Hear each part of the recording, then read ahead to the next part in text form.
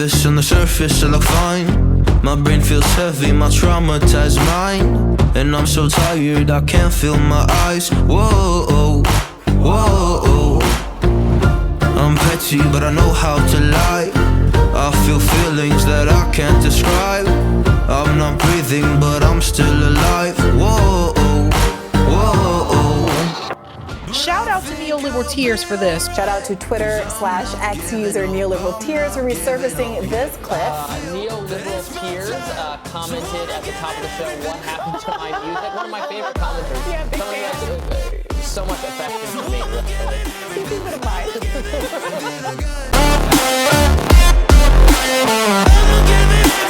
I'ma give it everything I got. Prepare for a holiday season of Neoliberal Tears. Hi, I'm Neoliberal Tears. I'm so happy you're here. Good evening. Did I say that? No, I didn't. Hello. Hi. Thank you for being here.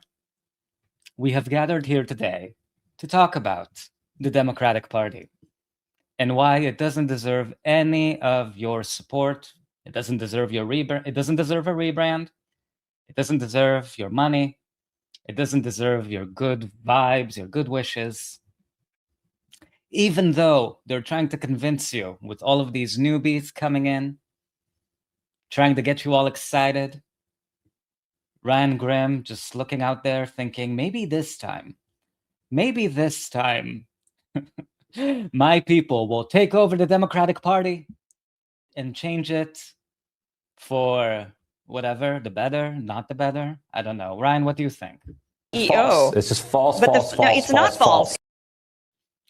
Welcome to the show, Ryan. It's always so good to see your face, your stupid liberal face. Thank you to my besties in the chat, the Traveler. Hey, thank you for being here. Kime, thank you for being here. Oh, yeah, guys. So have you heard of this this newbie who won the Democratic primary in Florida? Her name is Angie Nixon. She is with DSA, but she's not a socialist. She's a capitalist. But we're seeing a lot of the DNC bread tubers being super excited for Angie. Maybe she's gonna take over the Democratic Party from within.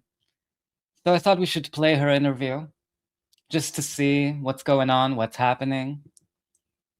If the Democratic Party is changing, maybe. Let's take a listen. Take it away, Kristen. The stage is set for the Senate race in Florida with Democratic Socialist candidate Angie Nixon pulling off a major upset in her primary as she now faces incumbent Senator Ashley Moody in a state that's been trending increasingly red. Angie Nixon today also securing a notable endorsement from progressive Senator Bernie Sanders as she pivots to the general election matchup. And joining me now is Florida's Democratic candidate for Senate, State Representative Angie Nixon. Thank you so much for joining me and congratulations on your primary win. Thank you for having me. So let's dive in. Florida, which has been trending increasingly red, as you know, in the last several elections, President Trump won 3 times. Why do you think this state is now ready to vote for a Democratic Socialist in the Senate? So thank you for having me. And I want to be clear, the state is not red. The state has just not been invested in by Democrats.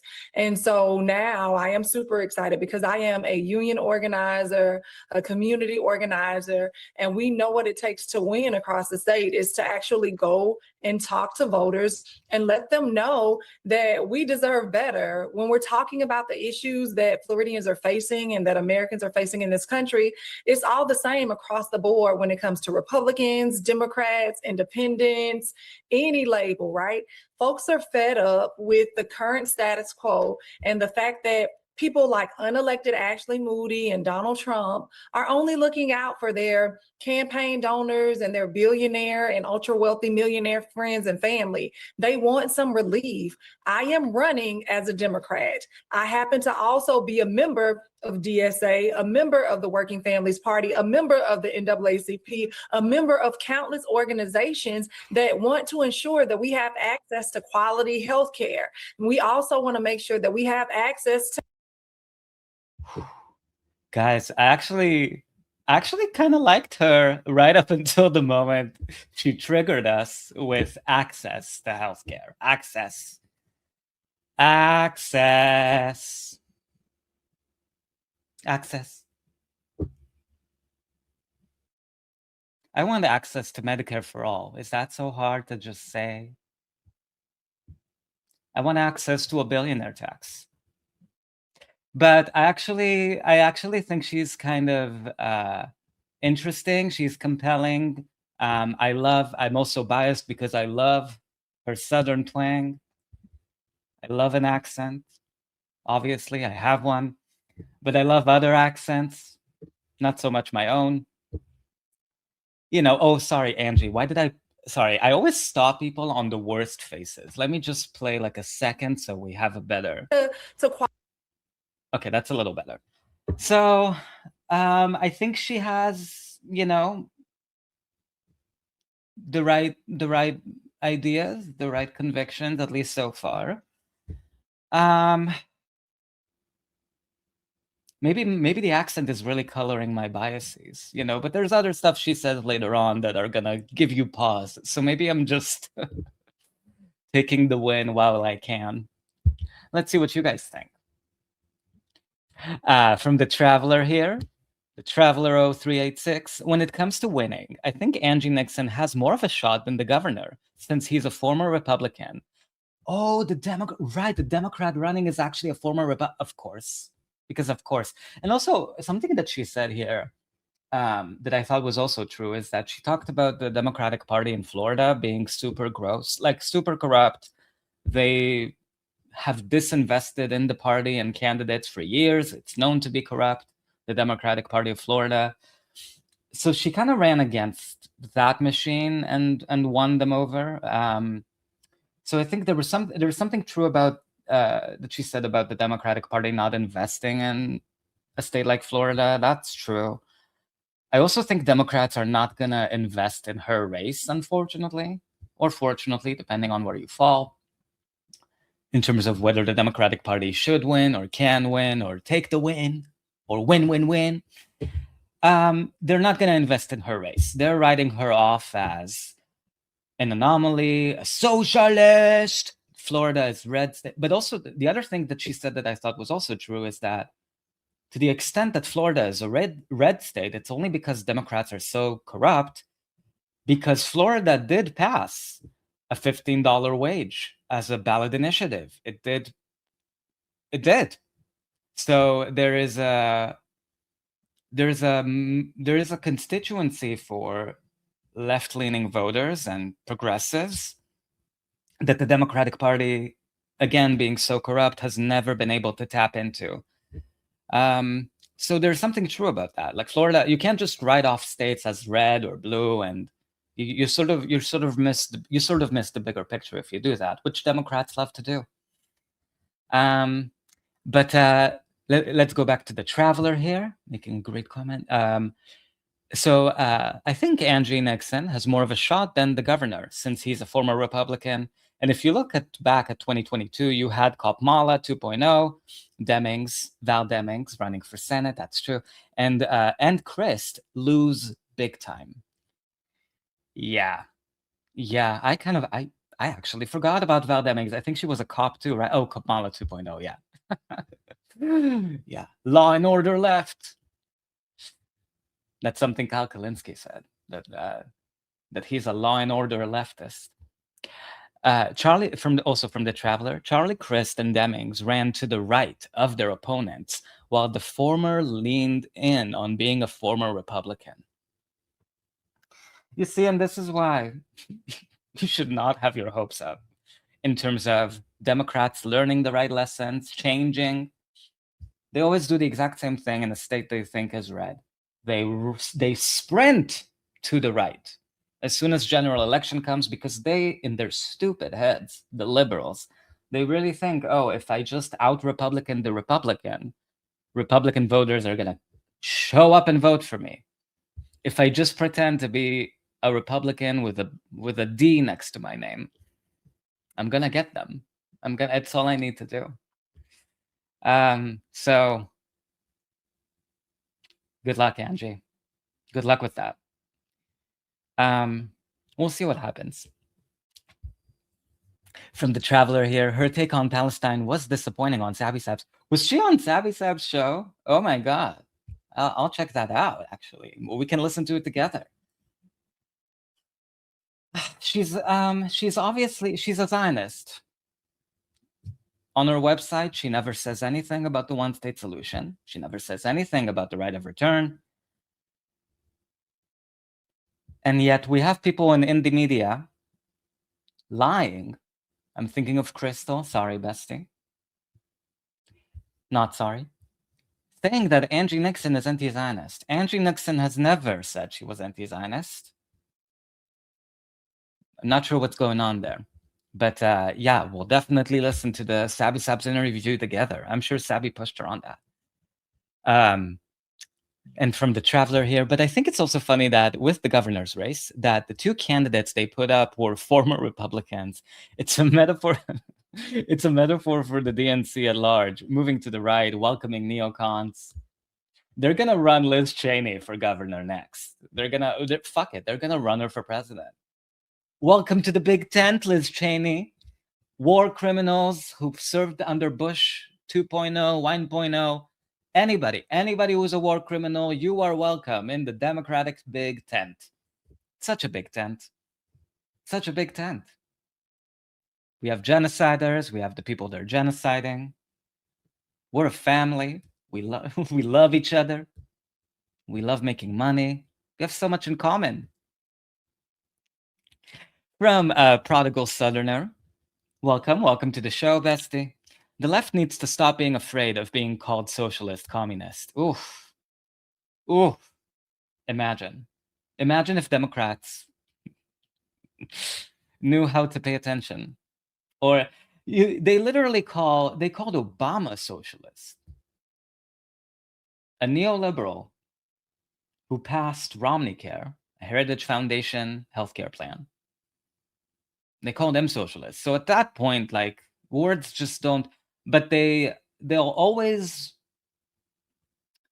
work themselves backwards in terms of what is the right-wing pundit media saying and go from there. They're reactionary at the very end of the day. I think Republicans elected officials at least, never respond to attacks from mainstream Democrats. They just ignore it. But Democrats, it's almost like they spend all their time on Fox News listening to what right-wing media says about them. Oh, they're calling us socialist, communist, blah, blah, blah, blah, blah. And they, being the reactionary, Republicans hate trans people, so we have to hate trans people, blah, blah, blah. Republicans hate immigrants, we hate immigrants, blah, blah, blah, blah, blah. It's almost like, that's why a lot of people theorize that it's intentional on Democrats' part. They want to triangulate themselves to the right because they don't want to triangulate their positions to the left. So that's why it's sort of, it feeds into each other. The right-wing media ecosystem and the Democrats changing who they are based on whatever Fox News happens to say that day or think that day. I think it's sort of, it's like a self-reinforcing mechanism. Because at the end of the day, they're not accountable to their own base. I mean, Democrats, they're not accountable to their own base. They're not accountable to progressives. They're accountable to corporations, first and foremost. They're number one. Their true love is corporations. But I agree with you. Also from the Prodigal Southerner, I think we should convince people to support positions further left as a negotiating tactic. I totally agree. Which is so hard to do, especially when the media is so consumed with idiots like pundits who balk at even a mild suggestion on defending rhetoric like defunding the police. You know what I mean? Like, they hate starting off from a left positions because they're like, I don't want to have to defend that. I don't want to have to defend abolishing ICE, which is so stupid. Politically stupid, because there is support for abolishing ICE now. There actually is. There happens to be a support for that in the Democratic Party base. They don't want to do it. But I completely agree with you. Like if the politics that we are cursed with happen to be responsive to progressive or left-leaning voters, we would have had that as part of the packet. Like, we would have had people start off in a left-wing position and sort of force Democrats and Republicans to triangulate to the real middle. Maybe we won't get Medicare for all, but we would have gotten a public option by now. That's not what happens. They triangulate themselves to death, basically, until all you're left with is Cobra subsidies.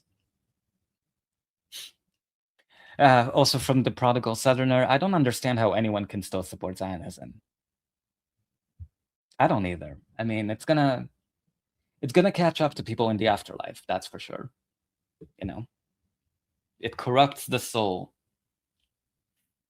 Quality housing. We also want to make sure that we have fully funded public schools that provide a quality education. And that is resonating across the board. They are tired of people turning their backs on them, these elected officials who are actually working less and less and less and getting richer. Meanwhile, we're working harder than ever and still struggling to stay afloat.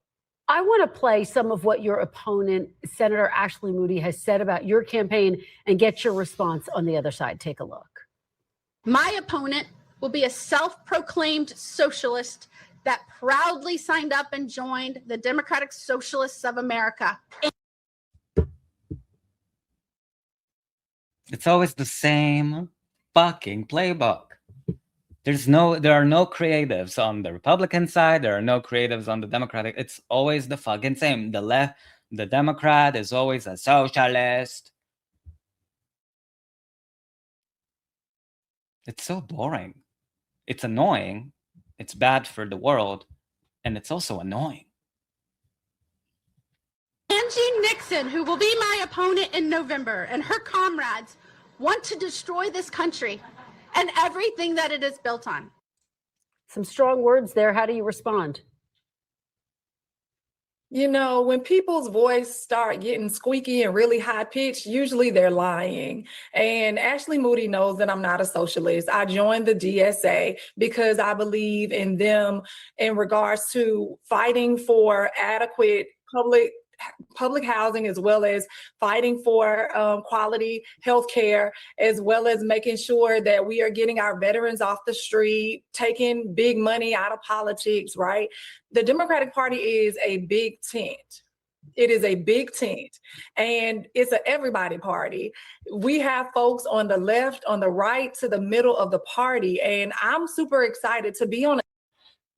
It's an everybody party. Everybody come along. Everybody. Looking at you, Liz Cheney. Looking at you, Pete Buttigieg. Don't go anywhere. Hey, are you a Republican? Come join the Democratic Party. We don't have enough. We need more Republicans. Really, it's like we have two Republican parties. Let's be so real. We have two Republican parties passing the same fucking policies. And I feel like a lot of people are so desperate to believe that this time progressives are going to change the Democratic Party into something that's worth your hopes, that's worth your time. But with this kind of energy of let's all be friends, let's all hold hands and pass Cobra subsidies together and find common ground with the Republicans and the Democratic Party on where we want to do a genocide next, and what kinds of sanctions we want to impose on Iran, Venezuela, any country, Cuba, all of them combined. We always get the same fucking shit. And that's why even the Democratic base is saying we want people who fight leadership. And we're not getting there. We're not getting there, unfortunately. And we're not getting people who sort of challenge the basic framing of mainstream media that says, Are you a socialist? Just say, just flip that on its head and talk about people suffering under the current system. You're a member of DSA. why do I keep being disappointed? I swear I should know better by now, but I'm still like, ugh, it kind of sucks. It kind of sucks. Sorry, Angie. Let's continue. A ticket with someone like David Jolly, with someone like JJR, because we bring different things. And that's what folks, but at the end of the day, what folks want, as I stated earlier, is they are tired of the status quo. Ashley Moody is someone who decided to use $10 million that was supposed to be directed at the most medically needy kids in our state. She allowed that to be diverted to defeat 2 citizen-led ballot initiatives, which would have helped improve our health for Floridians here in the state. She also decided to increase, she voted against the ACA subsidies, which basically knocked off over 300,000 people off the ACA rolls. So our private insurance went up, as well as those folks who lost their insurance. She doesn't care about anyone but looking out for her billionaire friends. Let me ask you, because you did join the DSA, and I think people and voters have questions about where you stand as it relates to the DSA platform. So let's go through a few of the issues that they stand for. The DSA calls for abolishing the Senate, the office that you are running for. Do you support abolishing the Senate? I support, no, I don't. Not at this, no, I don't support that. Not at all. Okay. Well, let me ask, let's go through a couple. Of course not. I mean, she wants a job. She wants to be a senator. Senators are not going to abolish the Senate on their own because they came to some sort of epiphany that, oh my God, it is fucking undemocratic. Like, why do we have 100 people sort of with veto power over what the House passes? All right. So that's one thing. She doesn't support abolishing the Senate. All right. More. The DSA platform also calls for defunding the Pentagon and lifting sanctions on Iran. Do you support defunding the Pentagon or lifting sanctions on Iran? I think we need to make sure that we are looking at the Department of Defense budget with a fine-tooth comb. They are the only agency or department that has failed an audit. And so I want to make sure that we're spending our money wisely. Right now, we are in a very expensive war in Iran, which has caused some of our military men and women to lose their lives. And it has also caused Jared Kushner, the son-in-law of Donald Trump, to get richer, and many of their campaign donors who are defense contractors to get richer. People are frustrated at that. But would you go so far as actually supporting defunding the military? I think we need to figure out what we're going to use our funding on, right? So you don't rule that out? I don't believe in funding. I don't believe in defunding anything. I think we need to make sure that we are scrutinizing them, and we need to make sure we're spending money the right way. What I do want to make sure we're doing, we need to make sure we're fully funding public education.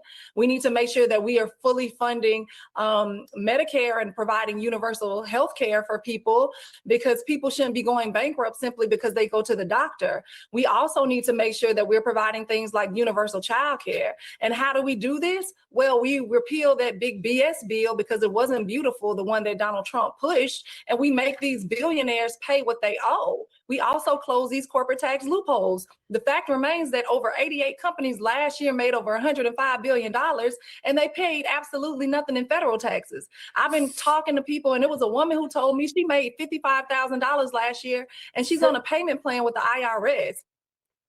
So it sounds like you do want to make big changes to how the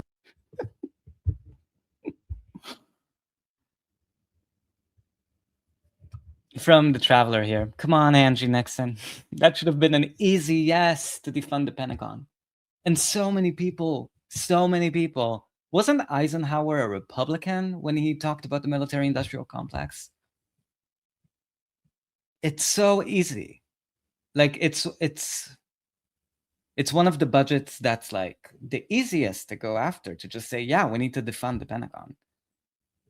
And also, I have an issue with, and I said this before, but to frame war being bad as just a money issue and a cost issue, it's like, oh, this war that in Iran, that where we're killing people and children and, you know, bombing up schools full of children, It's just too expensive. It's so expensive. I hate how it affects my gas prices.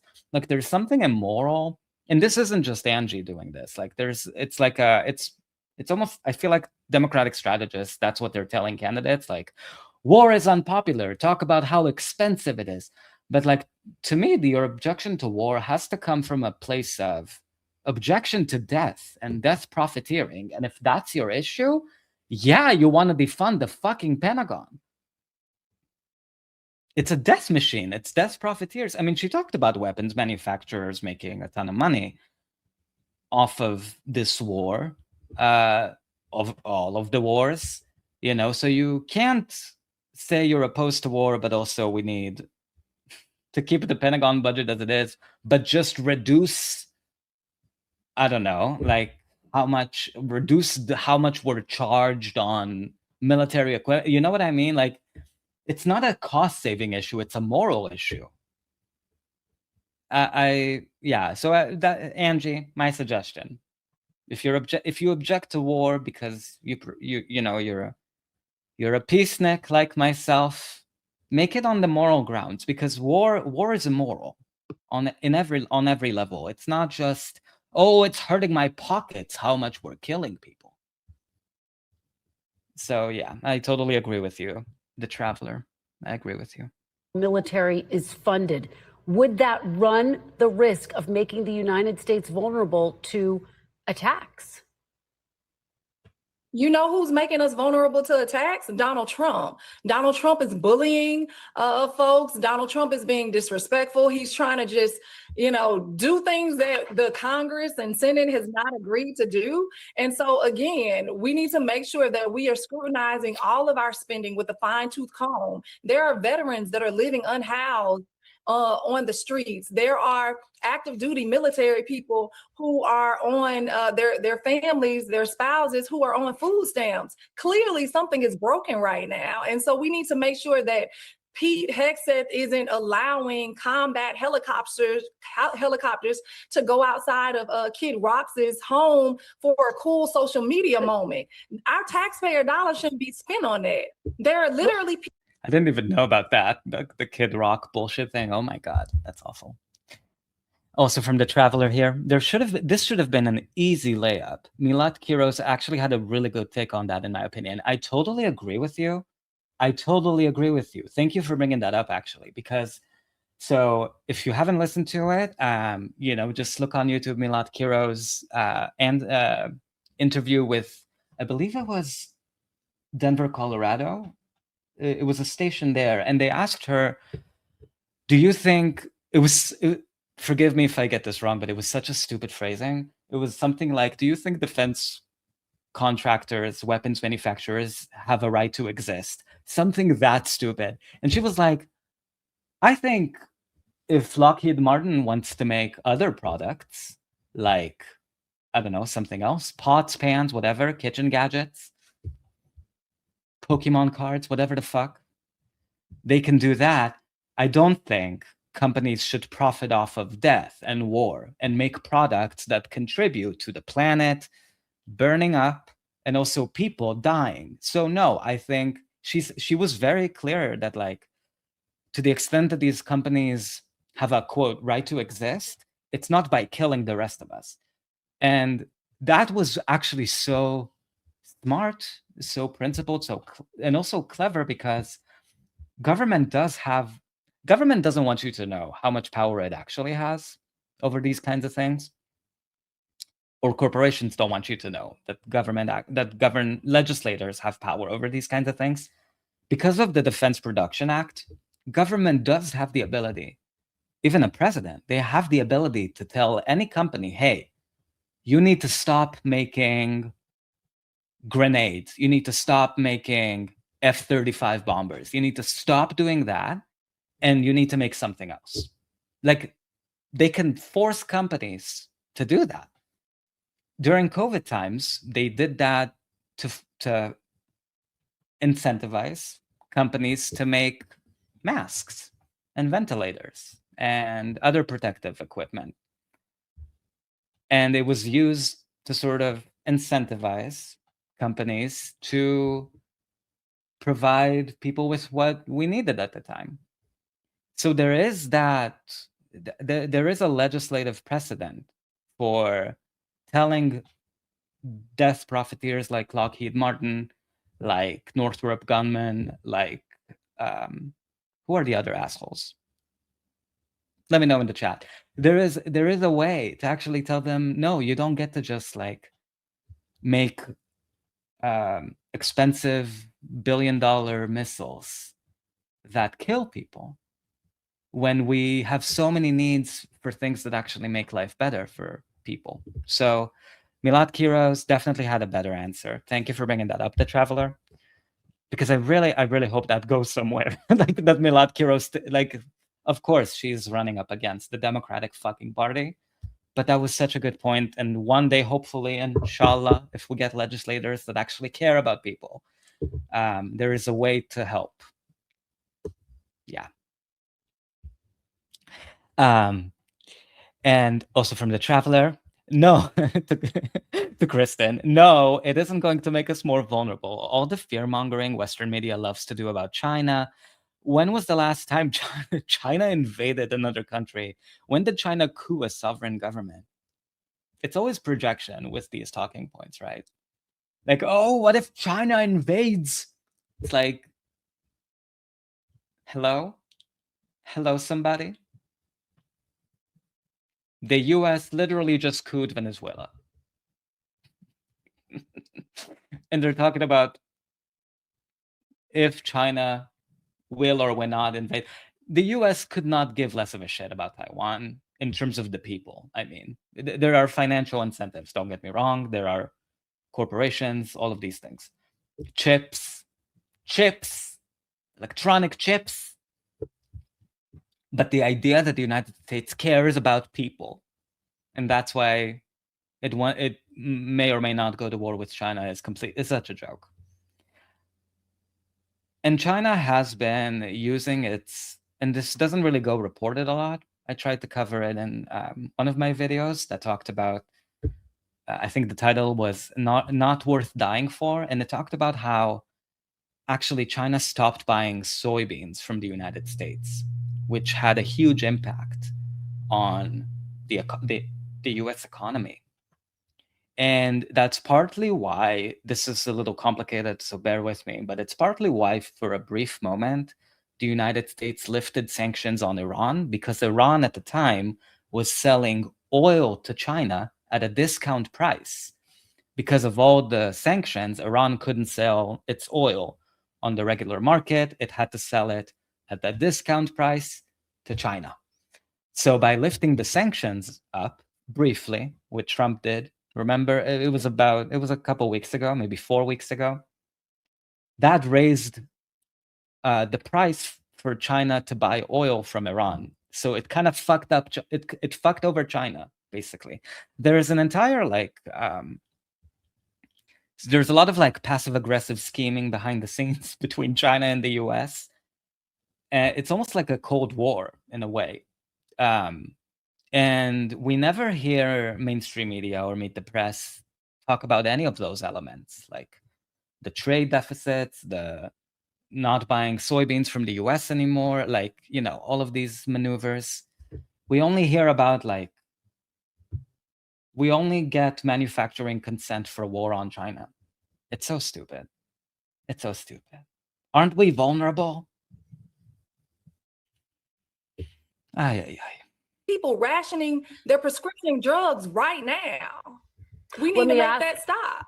Okay, the DSA platform also calls for drafting a new constitution. Do you support that, drafting a new constitution? I don't support that, but what I do support is making sure that we're fully following the Constitution, which is everything that Donald Trump is against. We need to make sure that we are enforcing the. Look, she's good at running for office. I can tell.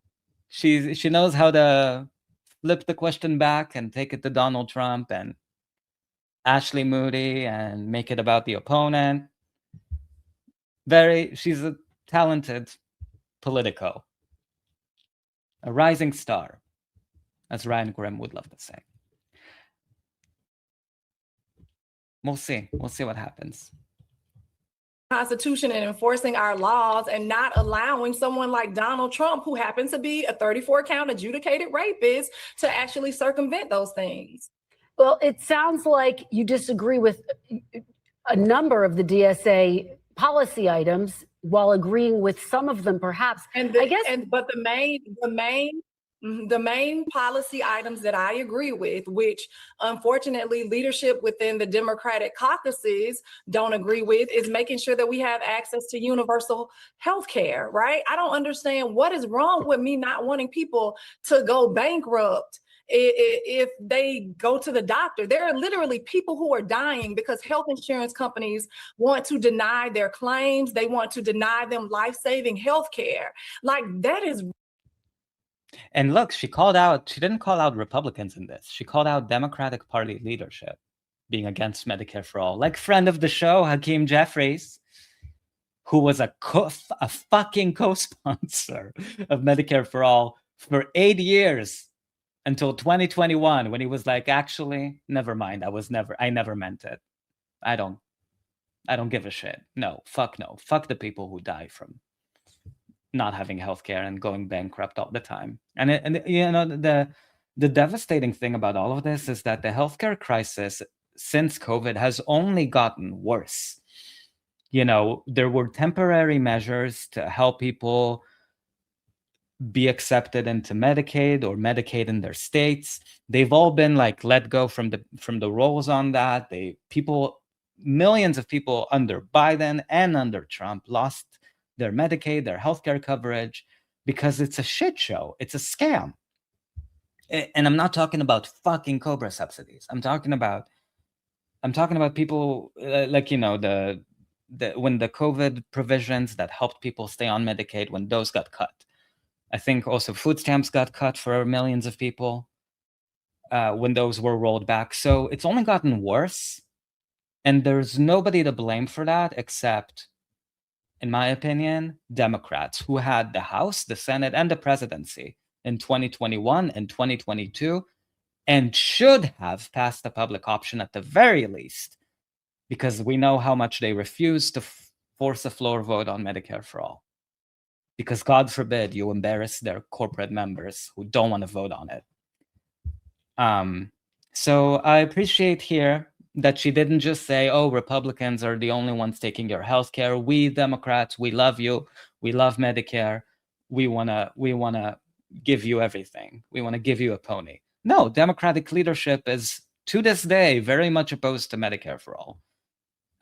So I'm giving you points, Angie. From the Traveler here. China is about to do a rare earth ban on weapons. Oh my God. Oh my God, maybe there is hope for us. maybe there's hope. Maybe we're gonna make it, guys. Yay. We might make it. It might take it might take 50 years, but we might make it. That makes me happy. Thank you for educating me. I think Trump negotiated a temporary moratorium. Oh wow. Maybe he had dementia that day. Maybe he's developing dementia and it's making him do things that are out of character.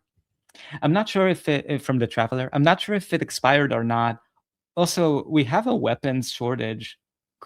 Insert Chihuahua grin. I've read that. Because I'm so cynical. I know, can you tell? I'm actually like when I saw those headlines about like the US being in shortage, I was like, oh my, is that just what the government wants us to know, or is that what they want us to think? So are they trying to trick China or Iran or whoever or us, all of us? Are they trying to trick us into thinking that there's a weapons shortage when actually there isn't a weapon? You know what I mean? It's so hard to trust anything coming out of the holes of whichever government spokespeople. I just don't trust it. But like, I mean, it would be great to have less weapons in the world and just in general. They're so expensive, and to think about all of the things we could have. This is going to sound super Pollyanna, so forgive me. But like, I mean, every night I I coexist with a lot of wildlife. There's wildlife in my area. And I always leave out every night a bowl of food and a bowl of water for the opossum that comes every night. I've been doing it for 2 years, to sort of have a snack, have a meal, refresh, drink water. And I was just thinking how, imagine living in a world where like we actually took care of wildlife or had like rest stops for wildlife in, I don't know, like parts of forests and stuff where they could like go in and like hide from the rain or the harsh elements, where they can refresh with water. Maybe in natural parks, if we had like stations, like rest stops, rest stations for wildlife. So opossums and raccoons and deer, all of the beautiful animals that call this place home, if we provided for them, if we spent the money on that, it would have been like cheap compared to all of the money we're spending on nuclear fucking warheads. You know what I mean? That's the world I want to live in. Wrong. Do we But not let me see ask anything you- wrong with these companies doing this? They're only doing this because they want to make a profit. Why join the DSA if you disagree with various parts of their platform? Does it not just become a distraction from your own campaign and your own agenda? You all are the only ones that are distracted. I'm actually going out talking to voters about the things that matter to them. And so we should make sure that we're pivoting to the right conversations. The fact remains that there are people who are dying because they don't have access to quality health care. Meanwhile, Ashley Moody voted to end the ACA subsidies. As I stated, nearly 300,000 people fell off the Affordable Care Act rolls. There are people who are dying because they don't have access to health care. Also, the fact that Ashley Moody is corrupt, right? She's corrupt. She allowed $10 million that was supposed to go towards the most medically needy kids to be diverted because they wanted to defeat 2 citizen-led ballot initiatives. The status quo is broken. People are losing their minds right now and taking their lives and even taking their children's lives. And the people at the top want to stoke division and want to like push this hateful rhetoric. At the end of the day, I have always been about the people of Florida, which is why my campaign is Angie for Florida. I want people to no longer just survive. They deserve to thrive and flourish. Very quickly, because I know that you have to go. Congressman Jolly says he is a capitalist. Would you call yourself a capitalist, or do you reject capitalism? I live in a capitalistic society. I'm a small business owner. I like to make money. I don't see what the problem is. So are you a capitalist? I'm a capitalist who... I like to make money. I don't see what the problem is. Oh, God. I mean, look, I like that she's not like some creature like Pete Buttigieg, manufactured from a factory, designed to recite certain talking points in a very certain tone. I think it's refreshing to sort of hear her just like kind of almost like smack Kristen Welker a little bit, just being like, people are dying without healthcare. Hello. It's satisfying. It's fun to watch. But yeah, like, I don't see the problem. I see it. Anyway. From the Traveler here, ew, did she say access to healthcare? She did. She did. I don't know what she means by that necessarily, though. Like, I mean, look, even if she joins the Senate, let's say she wins the Senate in Florida, taking over Marco Rubio's seat, right? Let's say she does that. She's going to be a junior senator. And having one junior senator joining Bernie Sanders, supporting Medicare for all, let's say Dr. Abdul El-Sayed, let's say he gets in there. Like, I'm putting on my most Democratic, rosiest prognosis for Democrats, right? So we have 3 senators who support Medicare for all, maybe group in Elizabeth Warren in there.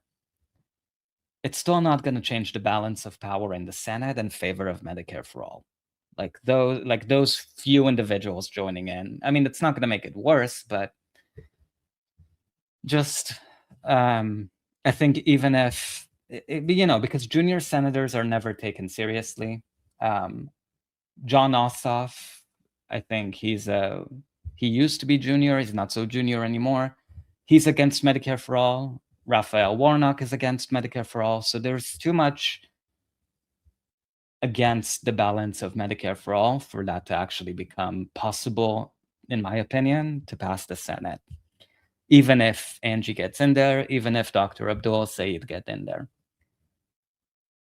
Maybe in a world where, as senators, they would have used their weird procedural options as senators, like weird rules on the books that allow them to hold votes and stall legislation. As senators, you have a lot of power to like put a wrench in the process. Maybe if someone was willing to do that, to force a debate on Medicare for all, we would see some progress. But I think we're seeing a lot of people who want to be team players, who want to join into the group, who want to come in there and make friendship bracelets and hold hands with all the other senators and just be like, gosh, Dolly, look at me, I'm in the Senate now. Like, I want to be friends with everybody. I want to be nice to everybody. And that kind of approach is antithetical to change, unfortunately. From the Traveler here. I want to see the one speaking about holding Jeffrey's speakership hostage and Schumer's leadership position hostage to back that up. Where are they? Where are they? And Schumer is so fucking unpopular. It's like, but I almost wonder if Schumer and Jeffries being historically unpopular makes people like AOC, for example, go to Hakeem Jeffries and say, hey, I know you're super unpopular. What if I endorse you for speaker early? What are you going to give me? You got to give me something good because you're unpopular. It's like making the case for someone like her to say, what are you giving me? And AOC would never ask because she's a selfish, petty piece of shit, narcissist. She'll never ask for something for the movement. She'll never say, give me a floor vote on a billionaire tax. Give me a floor vote on Medicare for all. Like, what are you going to give me? She's always going to, she, if I had to guess, she would say something like, if I endorse you early for speaker, what if you, or your PAC, Hakeem Jeffries' PAC, what if you don't primary me in 2028? You make it easy for me to just cruise into re-election. I think that those are the kinds of concessions that someone like AOC would fight for from leadership, as opposed to concessions for the movement, like you name it, a bill to combat the climate crisis that isn't just tax credits for Teslas. At the end of the day, these people want to be, and a lot of them were, teachers' pets. So they want to be liked by leadership. They want to have an in with leadership, taking an adversarial approach to leadership and against the donor network that someone like Hakeem Jeffries has is not something that, or Schumer, is not something they want to do. They don't want to take that on, especially not as juniors coming into the political process. Believes that we need some strong regulation. Okay. All right. And will you campaign with David Jolly? Are you planning to campaign with him? I don't have a problem campaigning with anyone on the Democratic ticket that is for actually having quality health care, that's for actually expanding access to universal child care. I want people who want to improve the quality of life for all Floridians. I'm sorry, I am still operating on a minimum amount of sleep, but I am out here just, talking to people. I'm super excited. Look, y'all, it doesn't have to be this way. I believe that hardworking, everyday people should get to shape what our communities look like and what our economies look like instead of this billionaire class that is actually running the show. I'm ready to put the power back in the hands of the people. All right. Well, I know that you probably have not slept much. Angie Nixon, thank you for joining us on a very busy week for you. We really appreciate it. Thank you. I appreciate you so much.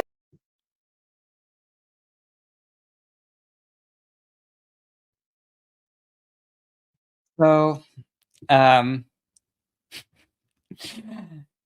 think there's something just on a personal, not political, but there's something refreshing about her just being like, look, I didn't get a lot of sleep.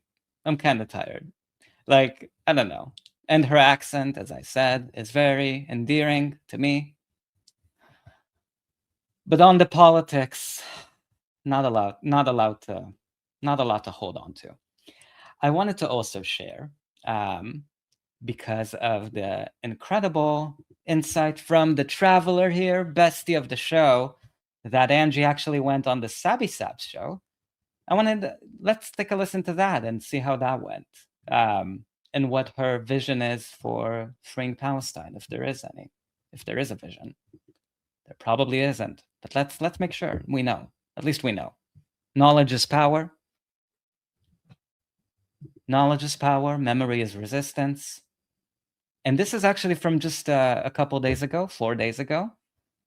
Let's take a listen. Quick questions for you on policy. The big question that's been coming about right now is Israel and Congress and voting to send money to Israel. So if you won and a bill came up to send more aid to Israel, how would you vote on that legislation? I would not vote in support of that bill. And the reason why is because we have people over here that are starving. We have veterans and educators that are living unhoused, and we have to put America first. I am not supportive of dropping bombs on babies, but I support Medicare for all and universal child care and free college. And Israel has all of those things and we don't.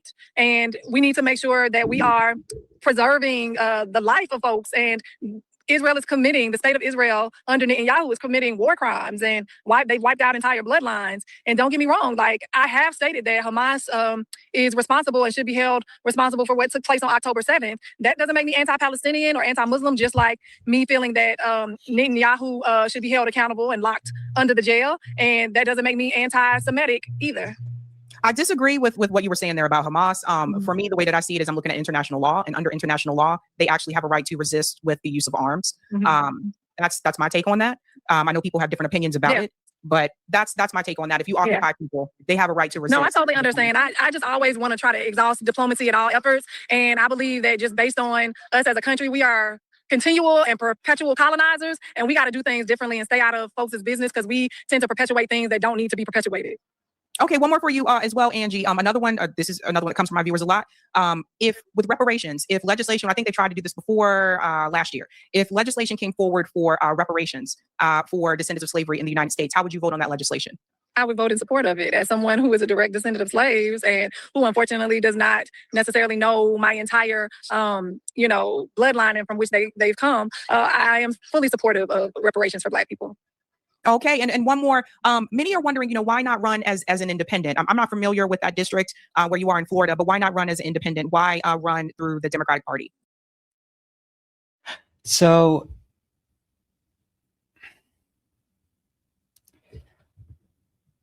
I think the Sabby asked great questions, but the position, I think, that Netanyahu is committing war crimes and we shouldn't send money overseas, like that's become sort of, even J Street, a Zionist lobbying group, that's become their position of ending taxpayer subsidies to weapons, when really what they mean is the sales are going to continue. Netanyahu is the issue. We're just going to not vote on tax subsidies anymore. I take an issue with politicians who try to sort of frame everything as, well, I don't take AIPAC money, so I'm good, right? No. The question is, are you a Zionist? Are you a Zionist? Do you believe Israel has a right to exist? Do you think apartheid has a right to exist? Do you think inequality based on religion has a right to exist? And if the answer, would you support that continuing? And if the answer to any of these questions is yes, you're a Zionist. It's not enough to be anti-AIPAC. And, we see pieces of shit like Ro Khanna trying to sort of straddle that line by saying, I don't take AIPAC money anymore, and I support withholding certain I signed on to the Block the Bombs Act, which halts certain offensive weapons, but not other offensive weapons. No. They're trying to triangulate you into liberal Zionism. And our position should be, you're either anti-Zionist or you're not getting my fucking vote. So let me show you her, Angie's website to sort of flesh out her position on Palestine, or at least what's on the website, so we can see what she's for. This is the part I found disappointing, personally. Okay. Angie will fight for, and we see here, Angie will fight for an end to the war in Iran and rebalancing the federal budget, ending unconditional U.S. military aid that has fueled genocide in Palestine, surging humanitarian aid into Gaza and the West Bank, and supporting a lasting ceasefire, an end to U.S. support for illegal settlements, and a political path to Palestinian self-determination. If you're asking yourself, what the fuck does that mean? Exactly. This is what every liberal Zionist has on their website. I don't support the illegal settlements. I don't support the violence in Gaza and the West Bank. I support, a political... Sorry, it's just, I find it so annoying. I find liberal Zionism so annoying. And a political path to Palestinian self-determination. A political path to Palestinian self-determination? What does that political path look like? Does it look like 2 states? Because then you're a Zionist. If you support Israel existing in any way, you're a Zionist. And I don't understand why it's so hard to just join Rashida Tlaib, who's been leading on this issue, and say, I support one equal state from the river to the sea. And anyone who doesn't like equality, specifically Jewish Israelis who don't want to live as equal citizens, they can leave. It's possible. Maybe maybe she'll get there. Maybe the right organizers are going to get in her ear and tell her how to really message on this issue. But just supporting a lasting ceasefire and a political path to Palestinian self-determination, that's Zionism. That's Zionism. Doesn't matter that you're calling Netanyahu a war criminal. It doesn't matter that you're calling it a genocide in Palestine. It doesn't matter that you don't take AIPAC money. You're a Zionist. So, very disappointing. Let me see here. Let me read the Traveler's insights into that interview. Let's see if they're as disappointed as myself.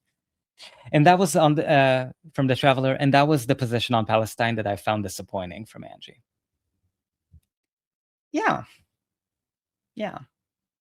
I find it disappointing from like 99% of Congress, honestly, that even after a genocide, they're still like, whoa, but Israel should exist. Like, apartheid South Africa was never, ever this violent against its population. Like, we've never seen a genocide. And the United States called for sanctions on South Africa.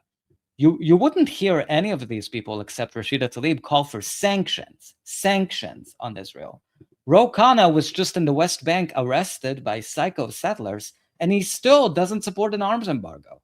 They're so resistant to any kind of change in policy. They really just want to triangulate all of us to death. Still support Israel. Well, then I don't support you. Let me show us, just to give us a little bit of hope. We do have people who are anti-Zionists in our elected officials. And I have a tracker right here to help you keep track, pun intended. Such a good pun. Keep track of how many anti-Zionist elected officials we actually have. Look at that beautiful list of people. Congressmember Rashida Tlaib, one state solution supporter, always has been, thank you. Zoran Mamdani, Chris Rabb, Milat Kiros, Daria-Lisa Avila Chevalier. And inshallah, that tracker will grow. I'm sorry, Angie, you have not made it into the tracker this time. There's time. There's time, if you wanna join us, join our party. It's fun over here. You should. I found it disappointing too, the Traveler. Thank you for flagging that for us. And also, like, not knowing basic, international law that dictates that, groups have a right to resist occupation. Come on, that's basic. That's basic.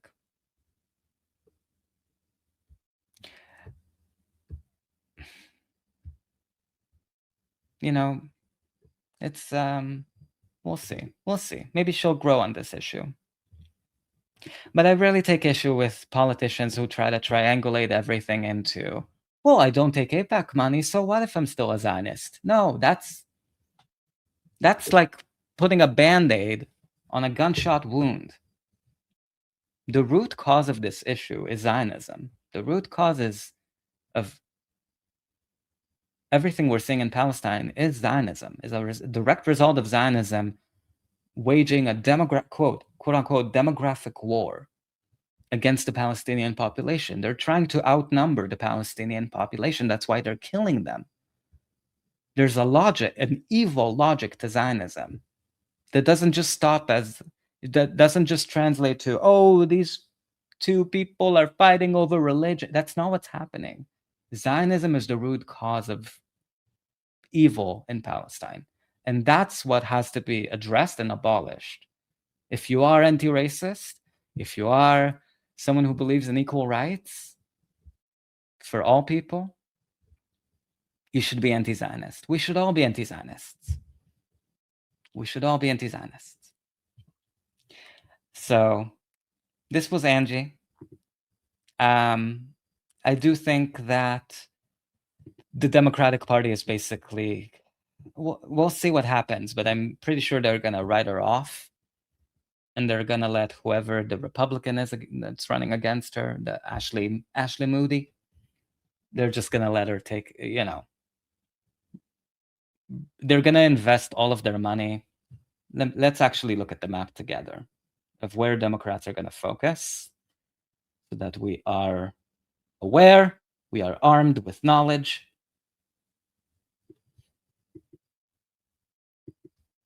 Of which states Democrats are really like trying to hone in on, or at least the money makers in the Democratic Party, where they're going to spend, where they're going to waste all of their billions and billions of dollars this time. Here we go. So they're going to invest it into Georgia, New Hampshire, Michigan for sure. We already saw the Democratic Senate Committee endorsing Dr. Abdul El-Sayed and saying that they're going to put all of their money, all of their muscle behind them. Iowa, Texas, North Carolina. We're going to hear a lot more about North Carolina from BreadTube DNCers. Maine and Ohio. Democrats need at least 4 of these states, out of all of these states, they need at least 4 to recapture the Senate. So that's where we're going to see the money flowing. So this was Angie.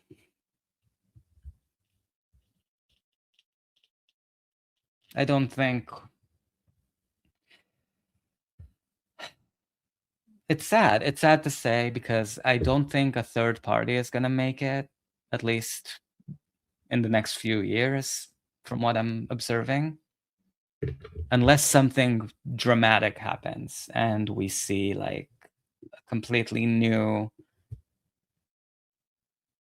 player coming into the scene. Like, I don't know, I talked about how the Quakers could like, the Quaker church could like start its own party and like, you know, open it, run candidates, because then, you know, I think they would actually be competitive, more so than the Green Party, because the Quaker church has branches over all 50 states, you know, so they already have like a built-in infrastructure and congregation and membership that they can mobilize and get them to vote. So I think, hey, Quakers, if you're listening to this, you should do it. We need a peace party. Go, run. You'll have my support. But I don't see the Green, unfortunately, I don't see the Green Party in the United States taking off. I hope I'm wrong. And I don't see the Democratic Party changing to become the working class party we need. I see the messaging changing to talk about billionaires, to talk about Republicans taking your health care. I see all of that. But that's just messaging. In terms of the policy substance, we see Democrats being as stubborn as ever, refusing to change, just like an abusive boyfriend. They don't want to change. They're not going to change. The only thing they're changing is how they lie to your face. I hope I'm wrong. I hope I'm wrong. Angie, I wish you all the best. And I think you should get together with Palestinian rights groups in America. Because if you're not going to win the Senate seat, you can at least change the conversation. You're going to be invited because you're a real Senate candidate now. As with Meet the Press, you're going to be invited to all the mainstream shows. You have a chance to really educate people about what being anti-Zionist means, what supporting Medicare. Not that we need more people to get on board. We have people are on board, but like you can talk about Medicare for all. You can you can shape the conversation that's happening nationally just by running for office in the way that you are. Even if you don't win, you can really make an impact if you use your time wisely. I hope you do.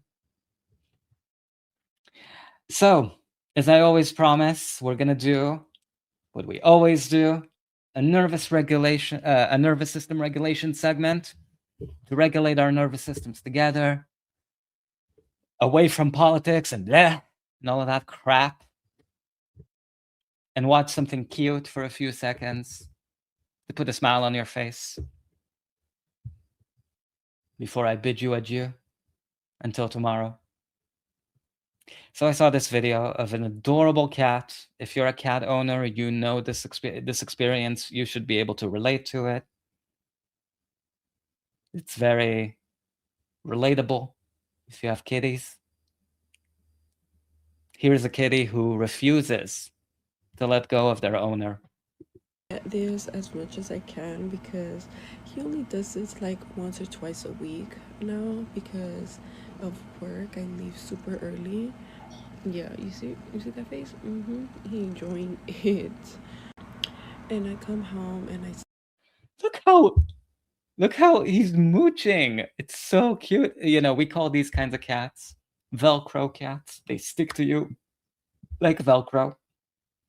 I'm not sure if you could see while the Angie segment was playing, but I did have one of my kitty cats, Sam. He's actually sitting over here right now. He tried to get on the computer and see what's going on with Angie. He tried to sort of suss her out, see. You may have seen his little face pop up. He likes being a part of the conversation. He's also anti-Zionist. Both of my cats are anti-Zionists, of course. I raised them right. Oh, but look how cute this is. Start like cooking, or either I go to the gym and I come home late. But yeah. Oh, he's biting my earring. But yeah, I just have a lot of things to do already. But it's okay. He can stay here for So I bed rock for a little 15 minutes. I just don't allow him to do it like when I have fresh hair because he drools so much, like so much. It's like he has a problem or something, don't you?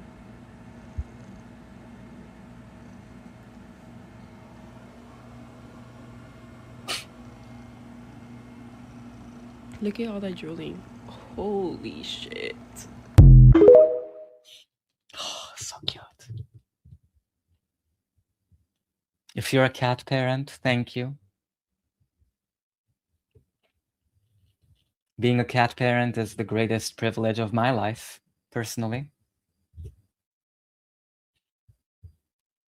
I think it really has, like, it's the most meaningful thing in my life for sure. So you should adopt a kitty if you're able to enjoy this experience.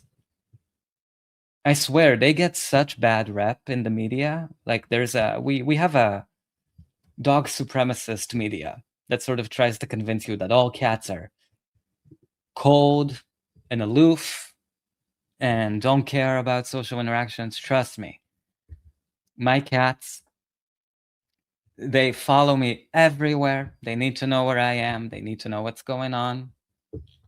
It's extremely rewarding. So you should adopt a cat if you haven't already. As many as you can. The more the merrier. And also, if you live next to wildlife, I like to say, if you can leave out a bowl of water for them at nighttime, it really helps them out to have access to fresh water. Sometimes they don't have that because we're destroying the planet with data centers that nobody wants or asked for except corporations. So help them out. Help the animals. Help the world. Just something small you can do. Thank you, The Traveler, for being my bestie. My travel buddy. What does The Traveler, what is it? You don't have to say if you don't want to share. But I'm curious what your username alludes to. Is it like a time traveler? Is it a frequent flyer traveler, a world traveler? Let me know. Hope you guys join me tomorrow to talk about whatever's going on, whatever's happening, whatever happens to be happening. Thank you again for joining me tonight. And I'll see you same time tomorrow. I'll be here. And you know what I'm going to say. Free Palestine. Free Palestine. From the river to the sea.